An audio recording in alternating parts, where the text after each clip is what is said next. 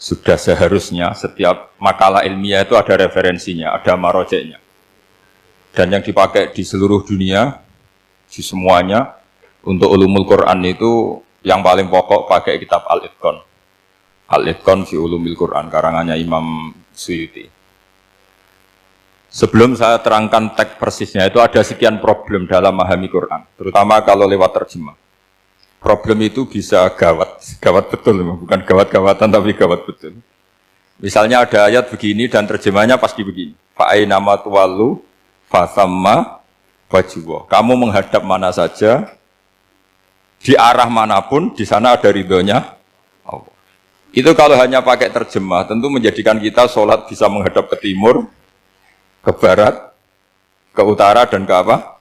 Selatan. Saya cerita sedikit tentang asbabun nuzul. Memang tema sekarang tentang asbabun nuzul. Dulu Rasulullah SAW ketika di Mekah itu sholat menghadap Ka'bah. Tapi setelah pindah di Madinah, di mana Madinah itu ada komunitas Yahudi dan Nasrani, Rasulullah itu menghadap ke Baitul Maqdis, kira-kira 16 bulan.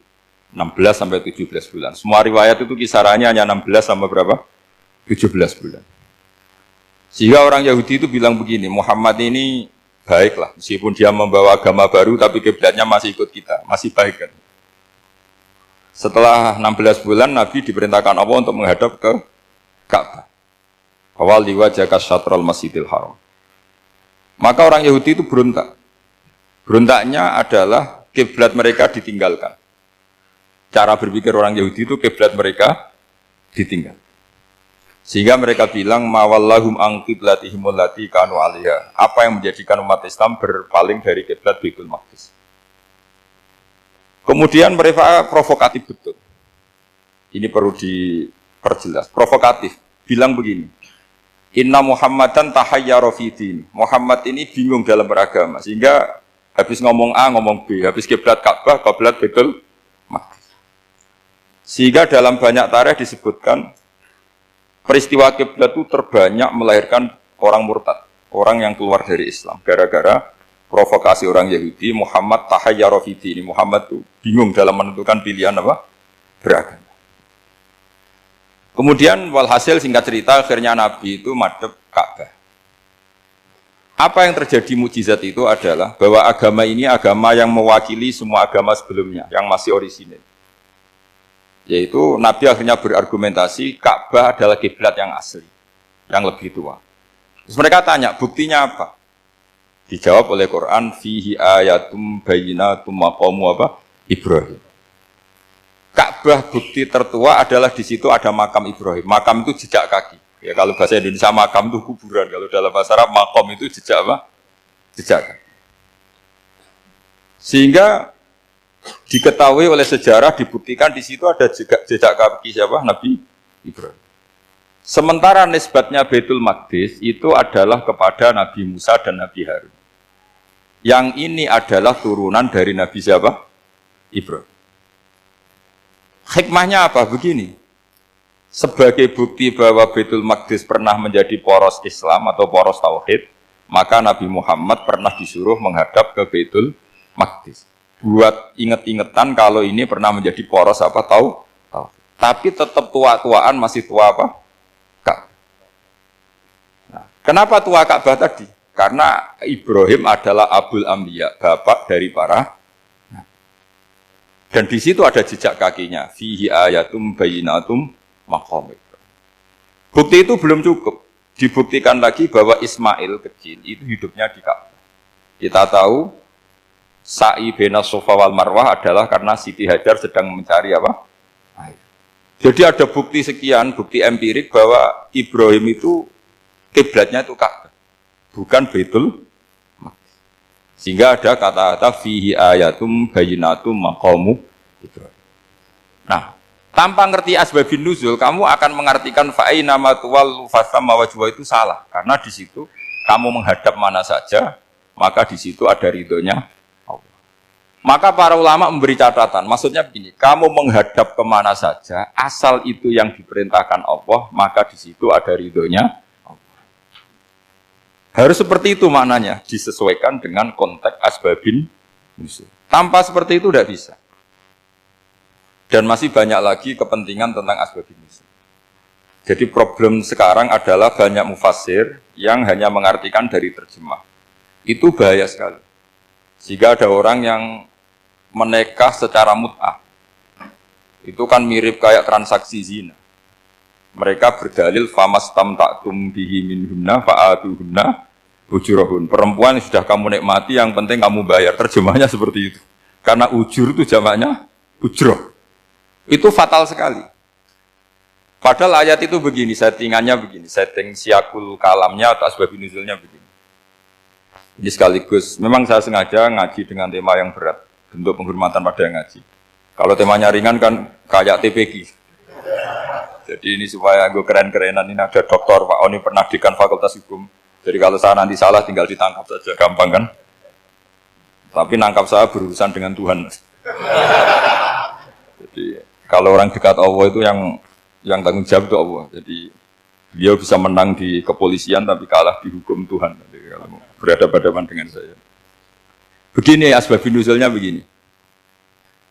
Wal muhsanatu minan nisa yang awal juz 5 itu, ya kita santai aja. Yang awal juz 5 itu sebetulnya maktuf, diatafkan pada ayat hurrimat alaikum ummahatukum wa banatukum wa akhwatukum wa ammatukum wa kholatukum wa banatul akhi wa banatul ukhti. Jadi perempuan yang haram dinikah itu ada 7. Yang faktor nasab, yaitu siapa? Ibu, putri, saudara putri, bulik dari bapak, ammah itu bulik dari bapak, kholah itu bulik dari ibu, keponakan dari saudara lelaki, keponakan dari saudara perempuan. Ini disebut haram karena nasab, nasab gen. Kalau orang Jawa bilang hanya 4 karena ngitungnya bulik baik dari bapak maupun ibu. Kalau orang Jawa bilang kan bulik terus keponakan dihitung 1. Padahal ada keponakan dari saudara lelaki, ada keponakan dari saudara apa? Perempuan, wa banatul akhi wa banatul ukhti. Terus kedua, haram karena rodok. Kita tahu dalam hukum Islam, rodok adalah sama dengan nasab. Jadi ibu yang pernah menyusui kamu berarti jadi ibu kamu. Dan saudara sepenyusuan berarti menjadi saudara kamu. Ini disebut wa ummahatukumul lati arda'nakum wa akhwatukum minar rodok. Terus ketiga, haram karena musoharoh, karena besanan. Jadi pagi ini misalnya saya nikah dengan Sri, bilang qabil tu nikaha wa taswijaha bil maril madkur. Setelah nikah dengan Sri ini otomatis ibunya dia menjadi mertua. Otomatis haram saya apa? Nikah. Ini namanya haram karena musoh. Atau kamu punya anak Zaid. Zaid pagi ini akad dengan Sri. Berarti Sri adalah menantu Anda. Otomatis haram bagi Anda. Itu namanya haram karena musoh haram. Karena bisanan. Itu yang disebut waroba apa haram-haram itu kan saat terus itu wa ummahatu nisaikum. Apa ibu dari istri-istri kamu. Memang ini agak jelimet, tapi memang syaratnya mufassir harus biasa jelimet. Jangan hanya nyari partai ayat-ayat untuk kepentingan partai. Wah itu ngeri. Kacau Quran dipakai kampanye. Terus itu berarti sudah 3 kan? Haram karena nasab, karena rodok, haram karena musoh. Terus yang keempat ini haram yang bukan karena sebab pada seorang perempuan, tapi karena istri orang. Itu disebut wal muhsanatu minan nisa. Haram menikahi perempuan yang masih milik orang lain. Nah, orang lain yang menikahi ini, istilahnya Allah adalah lelaki yang menikahi perempuan ini adalah lelaki sing muhsinina ghairu musafihin, secara nikah yang sah. Nah, nikah yang sah itu begini dalam hukum fikih Islam. Saya nikah dengan Sri, kalau hanya akad, itu saya wajib bayar mahar hanya separuh. Jadi kalau saya janji bayar 1 miliar, berarti wajib bayar berapa? 500 juta. Kalau janjinya 100 juta, hanya bayar 50 juta. Itu yang wajib bil akdi. Nanti wajib sepenuhnya nunggu bil jima. Kalau sudah hubungan intim, baru wajib 100%. Jadi kalau ada di Jawa, nikah dengan seperangkat alat sholat, itu yang atasannya tok, itu wajib karena akad. Nanti bawaannya nunggu setelah hubungan apa? Intim. Nah, ini hukum Quran, bukan hukum saya. Makanya kan wa in talaqtumuhunna min qabli an suhunna saat terusnya terus fanis suma farotum hanya wajib bayar setengah. Nah perempuan yang sudah diajak hubungan intim itu kata Allah fa'atuhunna ujurahun maka wajib kamu bayar penuh. Jadi ayat itu tentang perempuan yang sudah dinikah kita harus bayar berapa? Harus bayar penuh. Ini penting saya utarakan. Nah problem kita sebagai orang Indonesia ini juga problem Pak On, problem semua kiai. Mahar di Indonesia itu nggak bisa dibahas di Quran karena keterlaluan, kecilnya itu keterlaluan. Saya ini kan kiai, sering ngakatkan tuh sampai bosen, seperangkat alat sholat. Itu ngawur sekali, ini mbak-mbak harus gak mau gitu. Saya provokasi minimal itu ya berapa? 100 juta berapa? Pantasnya berapa? Pantasnya berapa? 10 gram itu berapa nilainya? Kan 1 gram 500.000 baru 5. Ya sudah mendingan itu 10 gram. Quran itu bayangannya gini sambil latihan, yang hafal-hafal biar latihan. Jangan dapat beasiswa karena hafal tapi nggak jelas juntrungannya. Quran tuh bayangannya gini, ini nggak mungkin Quran ini bisa dibaca di Jawa. Wa in aradtum mustibdala zaujim makana zauji wa ataitum ihdahunna qintaran fala ta'khudhu minhu syai'a. Jika kamu nikah sama seorang perempuan, kemudian kamu cerai, maka mahar yang sudah kamu berikan jangan ambil lagi. Karena mahar di Arab itu mahal 100 juta, kadang mobil Alphard, kadang GMC. Sehingga setelah menceraikan tuh kebayang menarik.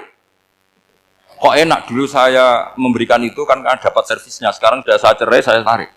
Kalau mahar di Indonesia kan seperangkat alat sholat. Jadi gak kebayang ada kalimat fala ta'khudhu minhu syai'a, jangan ambil lagi. Kebayang ngambil aja enggak? Apalagi kalau nikahnya sudah 2 tahun kan sudah lusuh, sudah. Tapi kalau di Arab itu kebayang karena mahal. Makanya orang Arab suka nikah orang Indonesia karena murah. Jadi bahasa kintoron itu harta yang enggak ternilai. Wa ataitum ihdahunna kintoron. Yang enggak ternilai, mahal betul. Itu pernah saya hitung, ada yang mahar itu 400 juta, ya sekira segitu. Nah makanya setelah dicerai, Allah memperingatkan setelah kamu kasihkan, ya jangan minta lagi. Kenapa kepikiran minta? Karena jumlahnya besar. Kalau di Indonesia kepikiran enggak minta ya? Enggak kepikiran, saking kecilnya. Seperangkat alat sholat, kadang 1 juta. 1 juta itu setelah hubungan intim, sebelumnya yang wajib hanya 500. Itu kan enggak kebayang. Makanya susah ngartikan Quran di Indonesia, kadang susah, karena kadang terlalu. Itu pernah Sayyidina Umar radhiyallahu anhu pernah bilang begini, wahai para perempuan, mahar itu jangan mahal-mahal, kasihan para lelaki. Itu ada perempuan alimah ya, orangnya alim betul. Meskipun nggak pernah sekolah di UI, tapi alim itu. Itu usul langsung gini, ya Amirul Mukminin, laisa dzalika laka ya Amirul Mukminin. Waqad qala ta'ala wa ataitum ihdahunna qintaran. Kamu hanya seorang Amirul Mukminin, tidak berhak bikin aturan pembatasan mahar.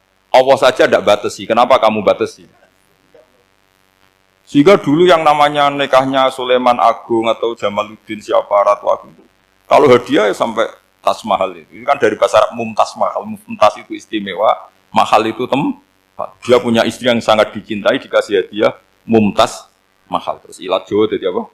Tas mahal. Itu sama Mujid Ulil Albab kalah. Itu kalau cerai kan kepikiran minta lagi. Dikasihkan yang baru. Tapi kalau di Indonesia tidak mungkin, karena apa tadi? Seperangkat alat sholat. Begitu nyari yang murah lagi. Yang bagus kitanya, bungkusnya yang bagus. Nah, maka nggak mungkin kita maknani Quran tanpa mengenal yang bernama asbabin. Karena makna ayat itu bisa kacau kalau kita tidak tahu asbabin. Yaitu kayak tadi makna fa'ina matuwalu fasamma wajibwa. Itu maknanya kan kamu menghadap mana saja, boleh saja di sana ada ridhonya Allah.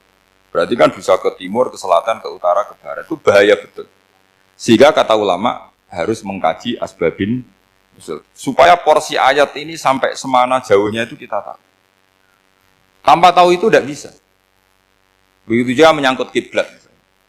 Sekarang saya tanya, kemarin kan ramai dulu di Kemenak, kiblat semuanya diukur dengan GPS, terus beberapa masjid dikomentari salah, karena diukur pakai apa? GPS. Kalau dalam bahasa falak disebut yaumarosdil kiblat. Memang bisa diilmun. Tapi pertanyaannya begini, dari awal Allah ngendikan fawalli wajhaka syatral masjidil haram. Kamu yang penting sholat itu menghadap masjid. Masjid itu ya bangunan. Sehingga kata Ibnu Abbas yang diriwayatkan banyak ulama mengatakan Al-Ka'bah kiblatun li ahlil masjid wal masjid kiblatun li ahlil haram wal haram kiblatun li ahlil masyriq wal maghrib. Jadi kalau orang di dalam masjid kiblatnya harus Ka'bah. Di luar masjid kiblatnya asal bangunan Masjid Haram. Tapi di luar sini kayak di Indonesia boleh semua tanah. Kenapa begitu? Kata Ibnu Abbas karena Quran turun bilisanin Arabiyyim mubin. Jadi kalau orang Jogja kalau mau ke Jakarta arahnya kemana? Barat. Itu sebetulnya ketika Anda ke barat itu persis Jakarta apa bisa saja pasnya itu Pangandaran. Tapi orang itu akan bilang kalau ke barat ya ke Jakarta. Meskipun presisi Anda tepatnya di Pangandaran. Nah kiblat seperti itu, asal orang menghadap ke barat, itu orang sudah bilang ke kiblat. Nggak usah sedetail misalnya harus pas Ka'bah.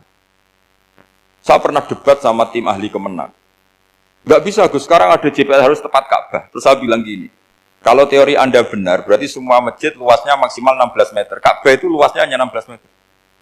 Berarti masjid Ulil Albab yang pojok sana sama pojok sana, kira-kira itu ya sudah tidak kena Ka'bah.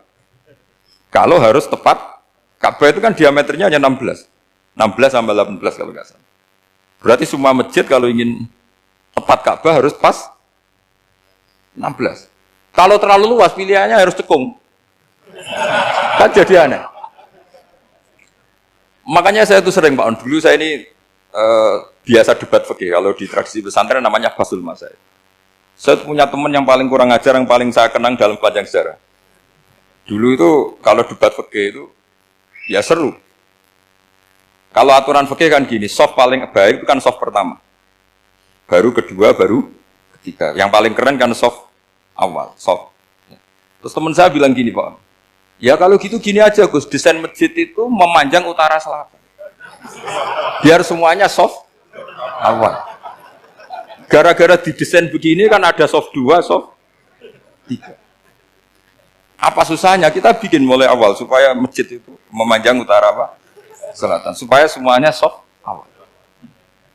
Ya kalau ada hukum ya diimplementasikan dalam desain bangunan katanya. Jadi. Itu kan kacau. Terus akhirnya saya jawab, lalu setelah begitu yang paling afdol siapa? Yang dekat imam. Ya sudah, bikin cekung saja kalau gitu. Artinya gini ya, beragama itu yang sehat. Jadi beragama itu berdasar riwayat. Berdasar riwayat, pernah ada ulama yang ngitung. Madinah menghadap Ka'bah itu ya tidak pas. Pernah dihitung pakai GPS. Kiblat Madinah ke Ka'bah itu ya tidak pas. Tidak seperti yang pernah dianjurkan Kemenak. Karena apa? Agama ini ngikuti bilisanin Arabiyyim mungkin. Seperti jenengan gini. Semua ini istilahnya apa? Menghadap Gus Bah. Padahal ada yang agak sana. Semuanya ngaji sama siapa Gus Bah? Ya sudah. Istilahnya bertatap muka. Memangnya kita benturan. Ini bahasa. Jadi seperti ini semua namanya apa? Berhadap. Padahal ada yang agak samping. Ka'bah juga gitu. Sebenarnya tidak se-ekstrim yang dibayangkan orang-orang. Cuma kalau bisa tepat, ya kita harus tepat. Tapi tetap saja tidak perlu 16 meter. Nah, fa'aina ma tuwallu fathamma wajhullah itu artinya menghadap. Menghadap itu menghadap arah. Makanya Allah tidak dawuh fawalli wajhaka nahwal Ka'bah, tapi fawalli wajhaka syatrul Masjidil Haram. Jadi ini penting saya utarakan supaya kita familiar dengan istilah-istilah Quran. Istilah Quran itu gampang sebenarnya. Kalau kita kaji itu gampang. Problem kita tidak pernah mengkaji. Jadi semuanya asing. Kalau kita mengkaji itu gampang sekali. Saya punya sekian cerita betapa pentingnya mengkaji Quran. Harun ar-Rasyid itu dinasti Bani Abbasiyah. Itu pinter sekali. Ada seorang ustadz yang agak ekstrim. Itu datang ke Harun ar-Rasyid. Ya Amirul Mukminin, inni nasihun laka famusaddidun alaika. Fala tajidanna alayya fi nafsika syai'an. Saya mau nasihati kamu, tapi saya mohon jangan masukkan hati. Karena nasihat ini penting. Tapi saya akan keras, vulgar. Akan keras, kritik saya akan keras. Karena Anda sebagai Amirul Mukminin tidak becus. Apa kata Amirul Mukminin Harun ar-Rasyid? Uskut ya Ustadz. Sebagai riwayat uskut ya jahil. Kamu itu Ustadz bodoh, tidak usah banyak omong. Terus kita, kenapa saya bodoh? Terus dibacakan ayat faqula lahu qaulal layyina la'allahu yatadzakkaru aw yakhsha. Inna Allaha ta'ala qad arsala man huwa khairun minka ila man huwa syarrun minni. Wa ma'a dzalika qala ta'ala faqula lahu qaulal layyina. Allah pernah menugaskan seorang yang lebih baik ketimbang kamu, yaitu Musa dan Harun. Musa dan Harun adalah seorang nabi. Kepada orang yang lebih buruk ketimbang saya, yaitu Fir'aun. Itu saja etikanya faqula lahu qaulal layyina. Kamu kalau ngomong yang halus, yang baik, yang berperadaban, kok kamu sama saya mau kasar? Akhirnya ustadznya ternyata pinter kamu, yes pinter aku. Jadi semudah itu. Allah itu menugaskan orang yang lebih baik ketimbang kamu, yaitu Nabi Musa, kepada orang yang lebih buruk ketimbang saya, yaitu Fir'aun. Itu saja ada etikanya. Kok kamu sama saya mau tambah etika? Mau main kasar hanya karena kamu merasa nasihat Anda benar? Jadi gampang sekali memahami Quran. Tapi lagi-lagi memang bagi ahlinya. Tapi ini saya bantu supaya sampean jadi ahli apa? Quran. Meskipun ngajinya sebulan sekali. Sudah sebulan sekali tidak punya kitabnya. Sudah.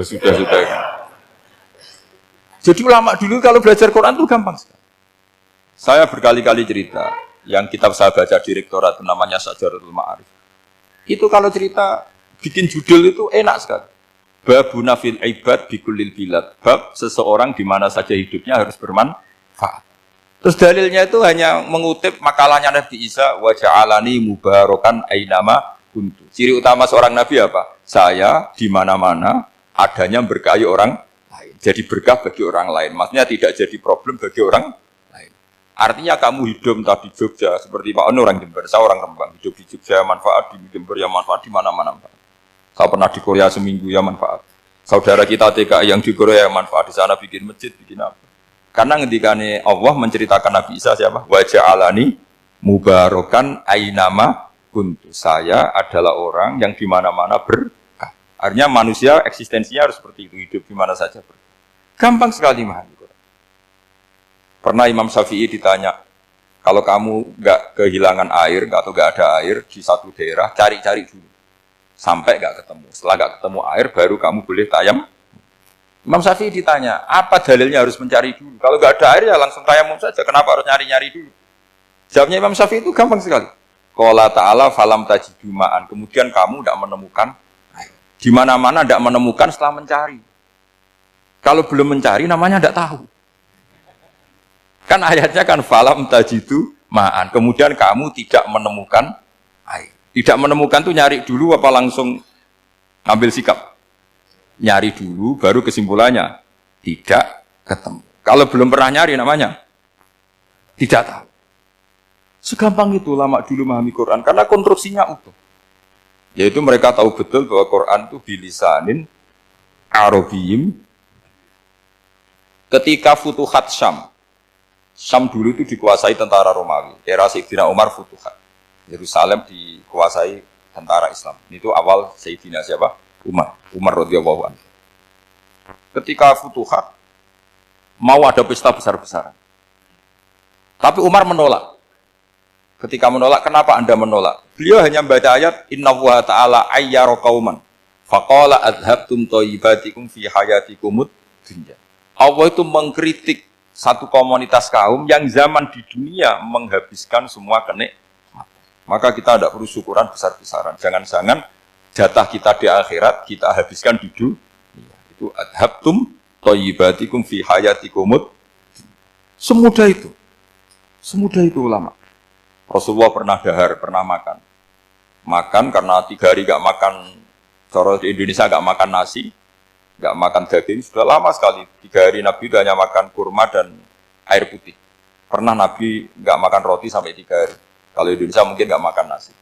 Di hari ketiga, ada sahabat yang berbaik hati, Nabi disembelihkan kambing, dipotongkan kambing, Nabi disuruh dahar. Itu baru dahar setengah piring, Nabi berhenti. Ketika ditanya, setengah piring itu kan sudah kuat, untuk sholat, untuk apa sudah kuat. Ditanya, ya Rasulullah kenapa berhenti, bukankah engkau tidak makan ini 3 hari?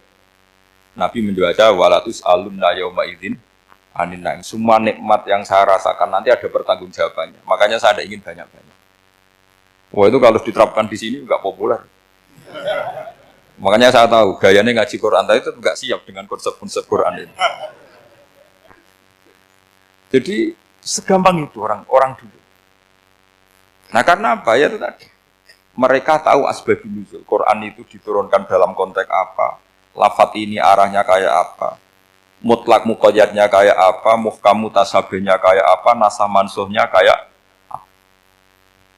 Nah sedikit saya cerita ini mungkin contoh terakhir supaya agak lama-lama, nanti bingung kalau lama. Yang bingung ya saya, bingung cara memahamkan.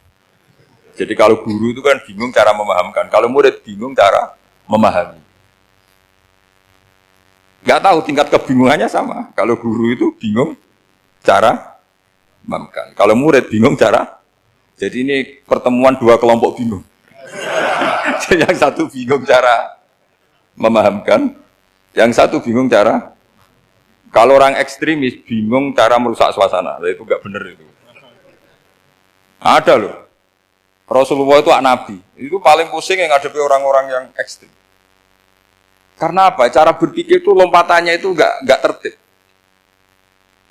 Jadi Nabi itu cara berpikir itu kecerdasan nubuah. Sementara orang ekstrim cara berpikir itu kecerdasan nafsu. Bukan kecerdasan manusia. Kalau manusia masih baik nafsu. Misalnya begini, kalau dalam tradisi nubuah itu. Saya dengan Pak Anu berteman lama, mulai tahun 2000 berapa. Itu kalau Pak Anu bertamu ke saya, harusnya tidak usah tak kasih makan. Karena sudah dekat. Tapi kalau kenalan baru itu dikasih makan, disangoni. Jadi Nabi itu perilakunya agak unik. Akhirnya ada orang yang cara berpikir itu dangkal. Ya Rasulullah ini tidak fair. Yang iman lama tidak diservis, yang iman baru diservis. Cara berpikir Nabi begini. Orang Ansor itu kan sering memberi Nabi. Perjuangannya Nabi ditopang orang apa? Ansor. Donatur lah, kira-kira orang Ansor itu donatur. Donatur itu keren. Karena donatur itu artinya al-yadul ulya khairum al-yadis. Sehingga ketika Nabi sudah menguasai negara, menguasai Mekah Madinah, sudah futuhat, itu orang Ansor tetap nggak diservis. Yang diservis Nabi itu orang-orang baru masuk Islam, disebut wal mu'allafati qulubu atau Islam mu'allaf. Ada 1-2 orang yang protes, tentu yang nggak pinter. Tukang protes pasti tidak pinter. Wong iskal-iskalnya sendiri, otaknya nggak sampai-sampainya sendiri, orang lain disuruh jawab. Makanya di sini tidak ada tanya jawab, nanti iskal-iskal kamu sendiri, bingung-bingung kamu sendiri, saya disuruh jawab. Berarti Gus Pak nggak mau ditanya, ya memang nggak mau karena nanti jawab sendiri aja, nanti pinter sendiri, kapan-kapan pinter sendiri. Akhirnya tanya begini, cara tanya gini, ya Rasulullah, ini nggak fair. Orang sudah Islam lama setelah negara terbuka milik Anda, setelah kita menang, setelah kita menguasai negara, tidak kamu servis. Sementara yang baru Islam kamu, Nabi itu bertanya senyum-senyum, rileks saja. Lama-lama tambah ekstrim pertanyaannya. Kata Umar, ya Rasulullah saya beri izin untuk membunuh orang ini. Umar itu pikirannya karena mangkel lo Nabi. Nabi jangan. Kalau kamu bunuh, nanti apa kata orang banyak? Inna Muhammad dan yaktulu ashabah. Dikira Muhammad membunuh sahabatnya sendiri. Nabi masih mendengar. Komplainnya masih mendengar. Lama-lama Nabi memberi penjelasan. Kamu ini orang Ansor. Kamu biasa memberi saya, memberi dana perjuangan. Memberi itu hebat. Saya tidak ingin menurunkan grade Anda. Grade sebagai pemberi, berarti kelasnya elit. Sekarang menjadi penerima. Itu tidak bagus. Itu betapa Rasulullah ini namanya kecerdasan nubuah. Kalau orang biasa memberi, biar memberi saja. Supaya dia tetap heroik, tetap patriotik, tetap keren. Karena mentalnya pemberi. Jangan sampai dari mental memberi, kemudian mentalnya peminta. Jadi kalau Pak On jadi tim suksesnya Pak Jokowi itu ya tidak minta-minta. Kalau dulu kampanye ya kampanye saja. Biar memberi terus nggak pernah minta. Meskipun akhirnya ya gelo. Tapi Nabi dulu tidak gitu. Jadi orang Ansor itu nggak pernah diservis. Padahal jasanya kayak gitu. Supaya kelasnya tetap kelas elit, yaitu pemberi, penanggung jawab. Nabi nggak ingin orang Ansor turun grade menjadi penerima. Orang-orang yang cerdas nubuah menerima konsep Nabi seperti itu. Lo tanya sama Pak On, saya dadani terjemahan UI itu puluhan tahun sama Pak. Itu beliau ke kontrakan saya ke rumah beliau. Tidak pernah berharap apa. Saya sangat tertutup. Bukan apa-apa ya, kalau ingin memberi saja. Kontribusi saya pada Al-Quran. Saya tidak kepikiran mendapat. Supaya heroik. Tapi orang-orang yang cerdas amatir tadi, ini nggak fair. Wong yang memberi lama kok dapat servis sedikit. Nah, sekarang itu problem zaman akhir sudah mulai seperti itu. Nah, orang ini namanya Dzul Khuwaisirah. Ini yang nanti punya anak turun Khawarij. Khawarij itu orang yang ibadahnya hebat, tapi cara berpikir tentang nubuwah salah. Kalau orang lagi Khawarij itu orang yang ibadahnya hebat, tapi cara berpikir nubuwah salah. Nubuwah itu unik. Nubuwah itu cara berpikir tadi. Apa ya? Melihat sesuatu yang benar biar benar terus. Yaitu tadi, mental memberi itu ya biar memberi terus, tidak usah di-share. Maka ketika Abu Bakar jadi khalifah, jadi khalifatul Rasulullah, itu ada sistem kepegawaian.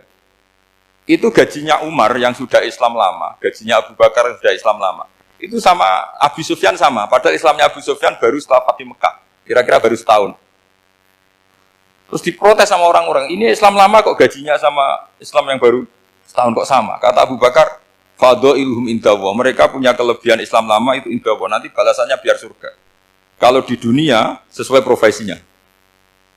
Artinya profesi kalau penjaga kantor ya berapa, kalau dosen berapa, pokoknya ya sudah. Dan itu diterima oleh sahabat, semuanya menerima konsep itu. Era Umar agak dibalik. Abu Sufyan kira-kira gajinya 1 juta, yang lainnya yang menangi Nabi mulai awal gajinya 10 juta. Ditanya, ya Umar, kenapa ini jadi rubah seperti kebijakan Abu Bakar, tidak seperti Abu Bakar? Jawabnya Umar lucu. Fawwah la usawwi baina man qatala Rasulullah wa baina man qatala ma'a Rasulillah. Demi Allah saya tidak akan pernah menyamakan orang yang dulu merangi Rasulullah, yaitu Abu Sufyan, dengan orang yang selawase dari Rasulullah, yaitu Sayyidina Ali dan sebagainya. Ini penting. Artinya ketika gajinya orang saya seperti Ali radhiyallahu anhu, itu tinggi itu bukan karena lamanya Islam, tapi karena lamanya iman. Jadi mulai dulu ijtihad itu ada, dan dulu dia biasa saja. Karena tadi ada kecerdasan nubuwah, saya ulang lagi, ada kecerdasan apa? Sekarang itu kecerdasan toma atau kecerdasan nafsu. Itu kalau sampai ngaji kitab tasawuf, itu bab bakhil itu tidak ada. Menurut kitab tasawuf, medit itu tidak ada, kikir itu tidak ada. Yang ada itu toma. Toma itu berharap dikasih orang lain. Sampai pernah nggak bilang kalau artis-artis di Jakarta kikir? Tidak pernah, karena kamu tidak pernah ingin diberi. Tapi kalau kamu punya pacar, karena kenal tidak pernah ditraktir, oh pacar saya kikir, karena kamu ingin diberi. Pernah nggak kamu menghukumi orang lain kikir yang nggak kenal? Padahal tidak pernah memberi kamu. Apa kak? Karena kamu tidak pernah ini. Coba sekarang kamu saya tanya, ini latihan cerdas. Definisi kikir itu apa tuh Pak? Nggak pernah memberi kamu kan? Artis-artis Jakarta, tokoh-tokoh nasional pernah nggak memberi kamu? Enggak kan? Tapi enggak pernah kamu vonis kikir, karena kamu enggak pernah toma. Tapi pacar kamu, kok amin ditraktir terus? Atau istri kamu, atau mertua kamu, kok enggak ngasih warisan, kamu bilang kikir enggak? Sebabnya kikir betul apa karena kamu toma, berharap? Toma. Maka di kitab tasawuf itu enggak ada bab kikir, yang ada bab toma. Karena asal usul menvonis orang kikir itu karena tamak. Maka jangan banyak kenal orang, nanti banyak hukum kamu kan. Sombong juga gitu, di tasawuf itu enggak ada bab sombong. Karena orang hukumi orang lain sombong itu karena kamu ingin dihormati. Ada orang enggak kenal, terus lewat saja enggak tanya kamu bilang sombong enggak kan? Tapi kalau kenal, oh sombong betul, kenal enggak tanya kan gitu.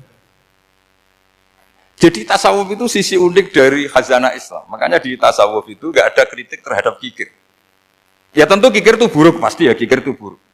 Tapi nggak perlu dikritik. Jangan-jangan yang salah kamu.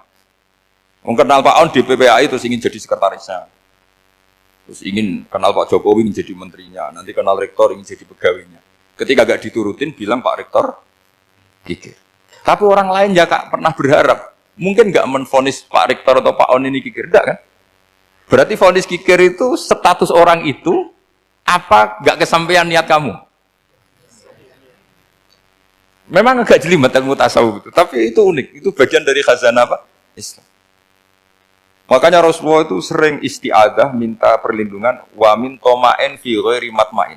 Ya Allah, saya tidak ingin berkeinginan yang tidak layak. Karena semua dunia ini dimulai dari keinginan. Coba kamu protes negara itu karena apa? Ingin makmur, sejahtera tanpa kerja, sehingga nyalakan menteri keuangan, menteri ini itu. Makanya kalau guyonannya ulama tasawuf begini, tak beri bocoran, guyonannya orang tasawuf. Begini guyonannya. Anta lam tajid min nafsi kakul lama turid. Fakih faturi tu min ghairi kakul lama turid. Kamu yang punya keinginan saja tidak bisa memenuhi apa yang kamu inginkan. Kenapa keinginan itu kamu timpakan ke orang lain untuk memenuhi kamu? Wong kamu yang punya keinginan saja tidak bisa mewujudkan. Kenapa keinginan Anda kamu timpakan, bebankan orang lain untuk memenuhi keinginan Anda? Misalnya kamu, Gus saya ini goblok, tolong pinterkan. Wong kamu yang ini saja tidak bisa. Kok menyuruh saya? Jadi kalau tiap tasawuf itu unik. Seperti kamu mencintai istri tulen, itu ingin kan dicintai istri tulen. Kamu sendiri kan nggak bisa cinta tulen, masih pelengahan sana sini.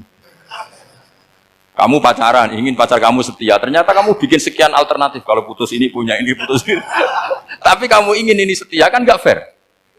Makanya guyonnya orang tasawuf itu, anta lam tajid min nafsika kullama turid, fa kaifa turidu min ghairika kullama turid. Gampang tuh apalane, pokoknya ratrit gitu aja gampang. Jadi kamu yang punya keinginan saja tidak bisa memenuhi. Kok orang lain disuruh memenuhi. Sehingga orang tasawuf itu malu betul. Misalnya saya kok ingin Pak On takdim sama saya itu kurang penggawean. Kalau saya ingin ditakdimi saya menakdimi diri saya sendiri. Makanya berbahagialah orang yang ngilu terus saya ganteng sendiri ya Allah. Saya kaya sendiri. Menunggu orang lain bilang kamu kaya itu repot. Menunggu orang lain bilang kamu hebat itu, ya sudah bilang aja, ya Allah saya hebat, ya Allah saya ganteng, ya Allah saya cantik. Daripada menunggu orang lain bilang apa? Cantik. Jadi ilmu tasawuf itu unik. Jadi kalau fikih itu yang dikritik itu kikir. Kalau tasawuf enggak toma. Karena orang yang kamu vonis kikir itu jangan-jangan tidak kikir, tapi mementingkan yang lebih penting. Misalnya ada teman yang tidak pernah naksir kamu, ternyata punya ibu sakit, uangnya dianggarkan untuk ibunya yang sakit, atau anaknya sekolah, atau keluarganya masih butuh biaya, ya, sehingga sama teman dia kikir. Hakikatnya kikir apa mementingkan yang penting? Tapi kamu karena nggak pernah ditraktir menvonis kikir. Nah, ini pelajaran. Jadi makanya yang dianteni ilmu tasawuf itu tamak tadi kalau dalam bahasa Indonesia, bukan kikir. Karena vonis kikir itu akan disematkan orang yang tidak kesampaian hajatnya. Pokoknya bapak saya itu, keluarga kiai itu ajarannya itu. Yang penting jangan berharap dari orang lain. Ini Pak On saksinya, saya dulu benahin terjemah itu nggak pernah ingin diperlakukan seperti ini. Ya ngaji aja. Karena pikirannya keluarga kiai itu sederhana. Kalau ngamal ya ngamal saja. Ngamal itu heroik. Makanya buyut-buyut kita semua ini kan pahlawan semua. Membela negara Indonesia jadi merdeka. Ya nggak pernah kebayang jadi presiden, menteri. Tapi sekarang nggak ngamal sedikit saja harus jadi menteri. Jadi ini bahaya kalau dalam kelangsungan bernegara. Karena orang biasa transaksional. Awal negara ini dibangun berdasar heroik, bukan berdasar apa? Transaksional. Tapi sekarang orang akan membiasakan itu. Apa-apa itu transaksional. Ini tidak bagus untuk kelangsungan bernegara. Apalagi kelangsungan beragama. Sehingga seperti saya ini masih punya desa-desa binaan di Sragen, di pedalaman Papua sekalipun. Saya punya santri banyak di Papua. Itu kalau cerita itu unik-unik. Itu mau Jumatan, itu nggak ada orang 40. Sudah datang setengah 12, itu datangnya 3 jam. Di situ mau ketemu santri 3. Semua, karena ya akhirnya mereka tanya gini, Pak. Pertanyaannya itu lucu. Gus, boleh nggak Jumatan orang 3? Secara fikih Syafi'i kan harus orang 4. Kemudian mereka tak bilang buat sholat duhur saja. Mereka nggak mau. Wong Jumat kok duhur. Harinya kan Jumat, masa sholatnya? Sehingga kita yang jadi kiai akhirnya nyari fikul madhabil arba, nyari fikih madhab 4. Ternyata Imam Malik membolehkan orang 6. Ada yang bilang 12. Yang penting keceluk jamun itu kelompok. Kalau 3 kan belum keceluk apa? Belum disebut apa? Kelompok. Ini penting saya utarakan supaya kita berjuang itu bukan karena service seperti ini kayak di Ulil Albab, masjidnya keren, kampus swasta tertua, terus termasuk nomor 1-2 di Indonesia. Oke, kita syukur dengan kebesaran UI. Tapi yang namanya dakwah itu menjadikan orang tidak tahu menjadi tahu, termasuk kepada desa-desa tertinggi. Sama, yang namanya menteri itu pembantu presiden untuk memenuhi kebutuhan rakyat banyak. Sekarang misalnya menteri pertaniannya itu hebat, cerdas. Tapi petani nggak mau nandur padi, mau apa itu? Coba yang membantu ketahanan pangan itu para petani mau nanam padi apa karena menteri pertanian? Karena petani mau nanam padi. Ya sudah GR saja, kita pembantu presiden semua. Karena ikut menyumbangkan ketahanan pangan.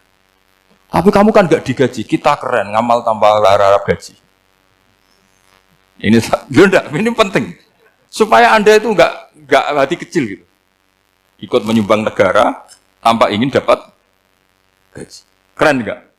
Nah, itu nubuah. Apa? Nubuah. Orang Ansor itu seperti itu. Sehingga ketika Rasulullah wafat dan ada kompetisi kepemimpinan, itu orang Ansor gak ikut.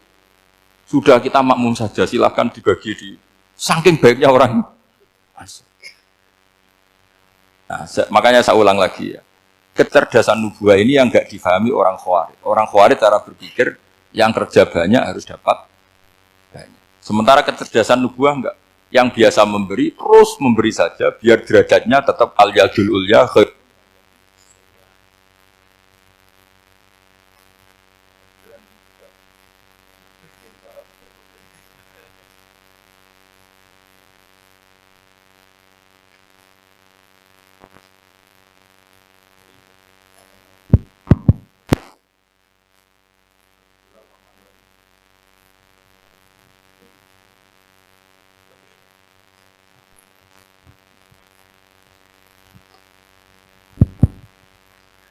Bismillahirrahmanirrahim. Ini saya baca supaya dapat berkahnya ulama-ulama dulu. Karena ini dikarang oleh ulama yang dipakai rujukan seluruh dunia.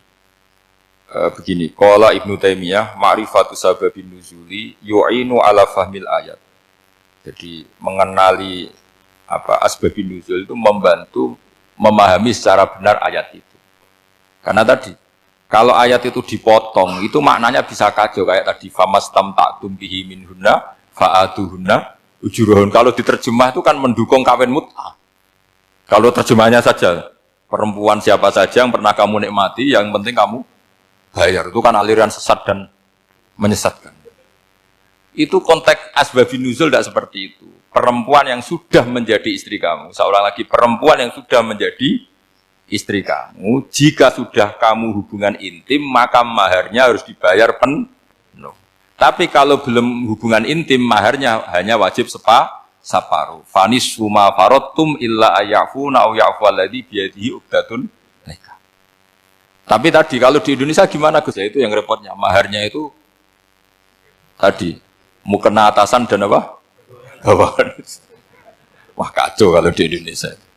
Sehingga kita bingung kalau dalam logika Arab kan gitu.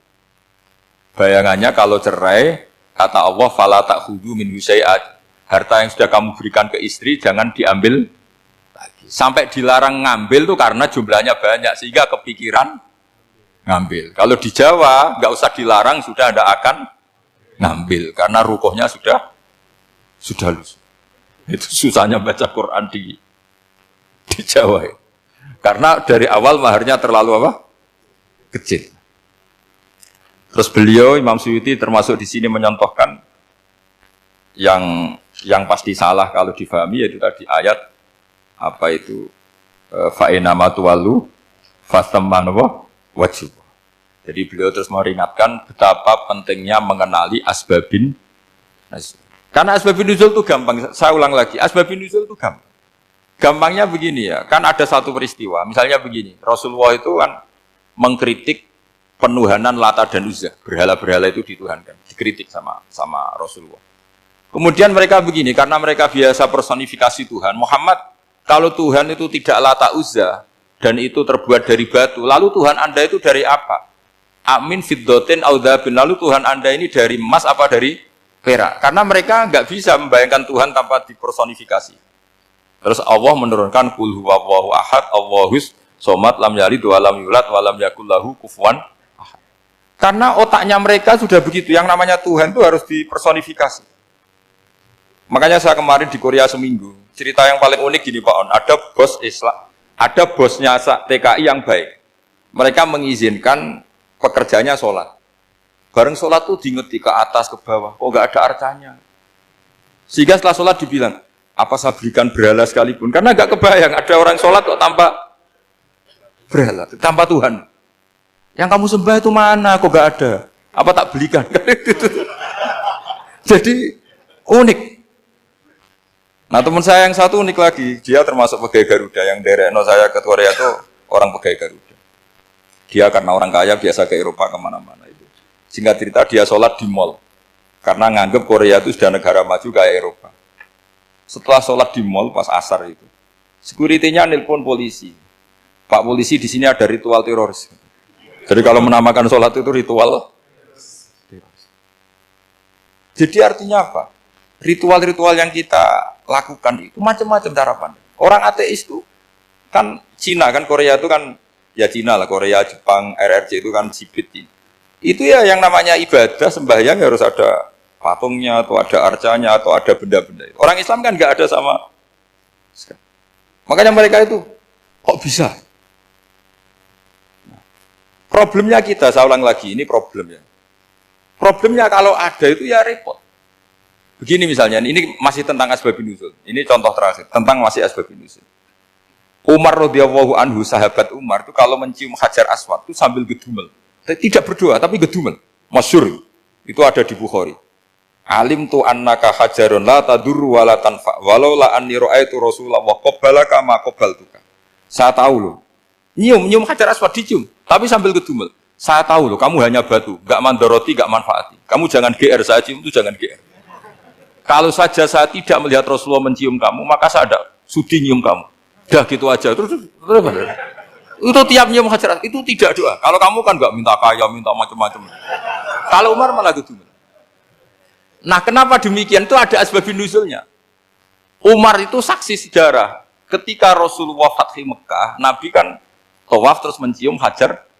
Itu di belakang masih banyak orang kafir. Kebetulan Umar masih di sana. Sudah Islam Umar, tapi dia di belakang. Dengar orang-orang kafir, Muhammad itu tua aneh. Katanya melarang nyembah batu. Ternyata dia nyembah batu. Jadi Nabi nyium Hajar Aswad itu dikira nyembah. Katanya ngelarang nyembah batu, tapi dia kok nyembah batu. Karena Nabi mencium Hajar Aswad. Nah, karena untuk menghilangkan stigmasi itu, Umar tiap nyium Hajar Aswad ngomong gitu. Ada kan ada sound system, mungkin jadi sound system. Supaya jelas bahwa penciuman ini bukan karena menyembah. Artinya mudah sekali kenapa Umar ngomong gitu, karena asbabun nuzulnya seperti itu. Coba kalau kamu tidak tahu asbabun nuzul, Umar maksudnya gimana tuh? Enggak doa, enggak apa kok malah ngomong gitu kan. Tapi kalau kamu tahu asbabun nuzul Umar itu yang mendengar komentar orang sama ketika kita tawaf itu kan 3 pertama kan kita lari-lari kecil. Itu ceritanya juga gitu. Rasulullah itu hidup di Medina, terus diterkenalkan miskin. Medina itu kota wabak, kota penyakit, endemik. Dulu Medina, Yasrib itu kota endemik. Jika kata orang kafir-kafir Mekah, yaji ulihadal bait kaumun qad wahanat huma Yasrib. Nanti akan datang satu komunitas kaum yang sudah lemas karena kena penyakit TBC dari Yasrib. Nabi dengar itu makanya terus bilang ke para sahabat, tunjukkan kalau kamu kuat dengan cara lari 3 kali. Terus pakai pakaian yang kelihatan maco, yaitu yang dipakai lelaki-lelaki. Bahunya dikelihat. Nah, setelah Rasulullah wafat, Umar menggantikan beliau setelah Abu Bakar. Umar bilang gini, sebetulnya tawaf seperti ini, yaitu lari pertama 3 putaran pertama lari dan memperlihatkan pundak seakan-akan orang maco itu sudah enggak perlu. Karena alasan itu sudah tidak ada. Tapi ini tinggalan Rasulullah, maka jangan rubah ya tetap seperti ini. Akhirnya meskipun sudah tidak ada alasan tadi menjawab stigmasi orang kafir, tetap tawaf seperti itu. Jadi memang agama itu unik. Kadang kita harus tahu alasannya, tapi alasan itu kalau menjadi mahatul hukmi, pijakan hukum sah. Misalnya kamu terus bilang gini, ya berarti tawaf sekarang bebas, gak perlu seperti itu. Karena alasan itu sudah tidak ada. Nah di sini pentingnya riwayat. Riwayat itu begini, logikanya sudah nggak ada, tapi kaifiah itu, cara itu masih kita terus. Dan itu memang, saya ulang lagi, harus tahu asbabun nuzul. Saya beri contoh misalnya, wa idza darabtum fil ardi falaysa 'alaikum junahun an taqsuru minas shalah. Terus ayat di mana? In khiftum ayyaftinakumul ladzina kafaru. Jika kamu pergi dalam keadaan takut ditangkap orang kafir atau takut diculik orang kafir, maka kamu boleh mengqasar salat. Itu jelas ada ayat in khiftum ayyaftinakumul ladzina kafaru. Jika kamu takut diculik orang kafir. Sehingga ketika ba'da Fathi Mekah, setelah Mekah dikuasai Islam, Umar tanya, ya Rasulullah, kenapa engkau masih sholat qasar? Bukankah kita sudah aman? Waqat qala ta'ala in khiftum ayyaftinakumul ladina kafaru, Allah ngendikan boleh mengqasar itu kalau dalam kondisi takut. Waqat kunna fi amrin, sekarang kita sudah aman. Jawabannya Rasulullah itu unik. Ya Umar hadihi shadaqatun faqbalu shadaqah. Ini sedekahnya Allah, bonus sudah terima saja, enggak usah catatan-catatan gitu. Sehingga era Umar ya ada lagi yang tanya Umar ke gitu. Terus kata Umar, sa'altu dzalika Rasulullah sallallahu alaihi wasallam faqala hadihi shadaqatu wa faqbalu shadaqah. Sudah ini bonus dari Allah, terima saja. Ini kan unik. Padahal kalau secara disiplin ilmu kan begini. Kamu boleh mengqasar sholat kalau dalam bepergian dan dalam keadaan takut. Logika hukumnya kalau tidak takut, tidak usah. Sama seperti begini. Kamu kalau pergi jauh seperti saya Pak On, itu ngosor sholat apa enggak? Ngosor kan? Alasannya kalau kosor itu, kalau pergi itu masyakot, repot. Sekarang pergi kita pakai Alphard, pakai Innova, bawa uang, disupirin, itu masyakot enggak? Enggak kan? Tetap boleh jamak enggak? Boleh. Sebenarnya kamu jamak itu karena pengetahuan hukum apa karena enak jamak? Kalau alasannya masyakot, kan sekarang sudah ada. Enggak repot. Ya sudah pakai hadis tadi, ini hadiah, terima saja. Jadi makanya agama itu riwayat. Tapi ada saja ulama yang agak balik loh. Agak balik loh gini, banyak juga ulama misalnya duwe gawe, ibunya sakit terus ribet jamak sholat. Kenapa? Ribet ngurumat ibu. Makanya ada saja kiai yang duwe gawe mantu itu terus jamak sholat, tapi jangan ikuti. Tapi ada saja karena alasannya jamak itu karena apa? Repot. Ya ada saja, tapi ya jangan ditiru. Cuma saya ini cerita apa ya, analisis hukum itu memang agak-agak unik. Jadi tadi kadang Nabi itu ditanya, ya Rasulullah, kita dulu boleh jamak qasar ini kan karena in khiftum ayyaftinakumul ladzina kafaru, takut diancam orang kafir. Sekarang aman, kenapa tetap jamak? Jawabannya Nabi, ini hadiah, terima saja. Ya ada sahabat yang bantah, kenapa Nabi? Allah itu zat yang baik, kalau sudah ngaji bonus nggak pernah ditarik lagi. Makanya Nabi kalau berdoa itu unik. Ya, siapa yang disiksa di dunia karena dosanya, fawahu akramu min ayyus sanniya uqubatahu fil akhir. Kalau ada orang salah kok di dunia sudah dikasih sanksi, Allah itu lebih mulia untuk mengulang nanti di akhirat. Akram itu Allah terlalu mulia, maksudnya orang kepikiran, wis males ya selesai, tidak akan di. Kalau sampean kan enggak, masih ingin lagi. Jadi itu cara berpikir apa? Nubuah. Jadi berpikir nubuah itu beda. Ada orang pas sujud diinjek sama orang fasik. Diinjek, kemudian si yang sujud tadi, wallahu la yaghfiru wallahu laka, demi Allah tidak akan ngampuni kamu. Itu langsung Allah memberi wahyu sama Nabi di zaman itu. Bilangin yang sedang sujud itu, dia harus minta maaf sama saya, kata Allah. Mangzalladzi yata'alla ala fulan. Dia bersumpah bahwa Allah tidak akan memaafkan orang itu. Itu harus diralat. Nabinya iskal, kenapa ya Allah? Yang Tuhan itu saya ini punya sifat dua, bisa menyiksa dan bisa memaafkan. Kenapa dia milih sifat saya satu tidak memaafkan? Akhirnya apa? Orang yang injek tadi sama Allah dikasih tobat dan jadi orang soleh. Jadi itu makanya kamu nggak boleh jadi orang ekstrim menyifati Allahnya satu. Nggak boleh, Allah tetap bisa yaghfiru liman yasha wa yu'adzibu may yasha. Sifatnya Allah dua ya tetap dua, nggak boleh kamu pilih satu. Misalnya kamu kan biasanya gini, yang ghafur untuk kamu, yang sadidul uqab untuk orang lain. Mesti kelakuannya sampean kan begitu. Nggak boleh seperti itu. Rasulullah kayak apa bencinya sama Wahsy? Karena Wahsy itu qatilu Hamzah. Yang membunuh Sayyid Hamzah siapa? Itu bencinya bukan main Rasulullah. Sampai maksud-maksud Wahsy. Tapi sama Allah malah diturunkan ayat laisa laka minal amri syai'un aw yatuba alaihim aw yu'adzib. Muhammad, meskipun kamu kekasih saya itu tidak wilayah kamu, maafkan atau enggak, terserah saya, kata Allah. Ternyata betul, malah Wahsy dikasih tobat. Nah sekarang enggak, orang itu nyifati Allah sama orang lain sadidul iqab, kalau sama dirinya enggak boleh seperti itu. Allah ya sifatnya tetap dua. Jadi boleh kamu misalnya berdoa, ya Allah mbak yang cantik itu semoga dapat jadi istri saya. Mbaknya juga boleh berdoa, ya Allah naudzubillah min dzalik. Jadi ini adu kekuatan, nanti terserah nanti Allah pihak yang mana. Kayaknya pihak yang perempuan. Karena kasihan kan kalau cantik dapat orang apa? Saya tuh andaikan boleh fatwa fikih, yang saya haramkan tuh orang jelek dapat orang jelek. Karena kasihan anak-anaknya, tahu-tahu jelek banget.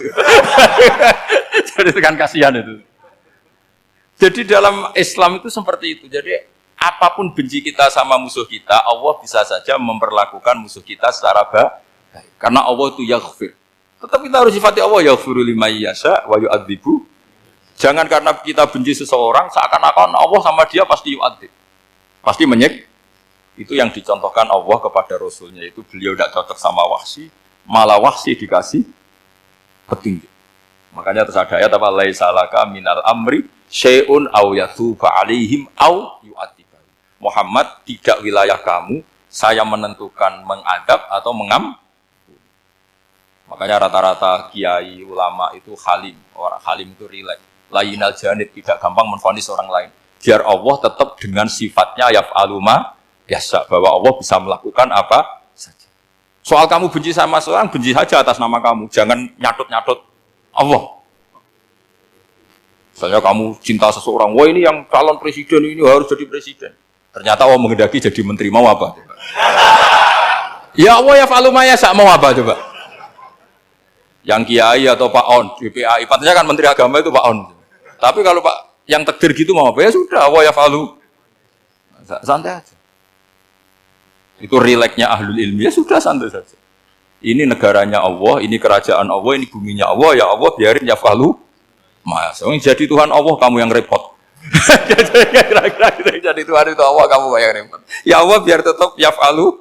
Mayasa Allah boleh yang firi lima yasa, udah atibu mayasa. Saya kira demikian. Assalamualaikum warahmatullahi wabarakatuh.